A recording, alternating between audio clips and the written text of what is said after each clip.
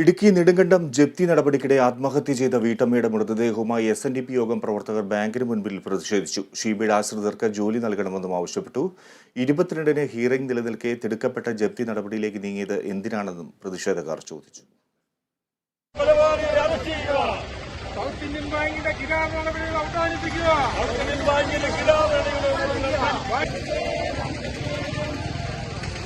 കഴിഞ്ഞ ദിവസമാണ് നെടുങ്കണ്ടം സ്വദേശിയായ ഷീബ ദിലീപ് ജപ്തി നടപടിക്കിടെ സ്വയം തീ കൊളുത്തിയത്.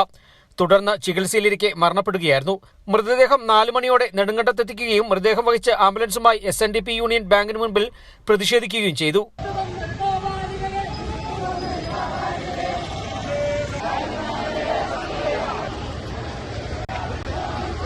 ഷീബ ദിലീപിന്റെ കുടുംബം ഭൂമി വാങ്ങിയപ്പോൾ 15 ലക്ഷം രൂപയാണ് വായ്പ നിലനിന്നിരുന്നതെന്നും അത് 66 ലക്ഷം രൂപയിൽ അധികമായത് എങ്ങനെയാണെന്നും ബാങ്ക് വ്യക്തമാക്കണമെന്നും പ്രവർത്തകർ ആവശ്യപ്പെട്ടു. ഹിയറിംഗിന് സമയം നിലനിൽക്കെ പോലീസിന്റെ സഹായത്തോടെ തിടുക്കപ്പെട്ട് ജപ്തി നടപടി സ്വീകരിക്കായിരുന്നെന്നാണ് ആക്ഷേപം. പ്രതിഷേധ സമരത്തിന് ശേഷം മൃതദേഹം വീട്ടുവളപ്പിൽ സംസ്കരിച്ചു. വരും ദിവസങ്ങളിലും വിവിധ രാഷ്ട്രീയ സാമുദായിക സംഘടനകളുടെ പ്രതിഷേധ സമരങ്ങൾ നടക്കും. Kerala vision news, Idukki.